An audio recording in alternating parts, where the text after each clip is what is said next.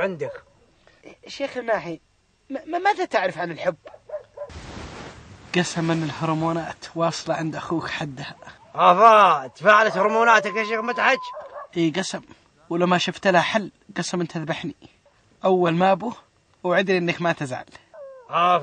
ما هي به يا شيخ مدحت، كيف أزعل؟ إلا والله أفرح لك يوم إن هرموناتك تصاعد. حبيبة قلبي، هلها أجمل وأتحف وأحلى وحدة في العالم كله. يا مناحي، وجه نانسي عجرم وجسمها يفا وهبي. يوه يا مناحي، قسم بالله أن دمها مثل اللمبي. ورشاقتها رشاقتك يا علي. عاد كل تبن وقل من هي فتاة أحلامك، ترى أنا ما عاد فيني صبر. حياتي ومستقبلي، الحرمة اللي لما تزوجتها قسم بالله إني بموت.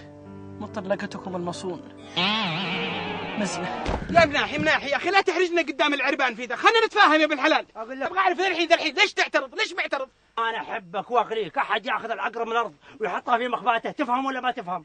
طيب يمكن إنك ما فهمته صح. يا ابن الحلال اسمعني يا ابن الحلال، هذه فرس يبغى لها فارس خيال طول عز يلجمها. يا ابن الحلال أنا على رأي الشاعر أحب أعسفة المهرة التي تغلى، وأحب أروض خل طرف يموقي. هذه ما هي بإنسانة. شلون ما هي إنسانة؟ قسم إنها إنسانة من شحم وشحم. يبا ما شاء الله هذا اللي بتاخذ أمه. ريحة الحبايب. أقول أمطم ريحة الحبايب لما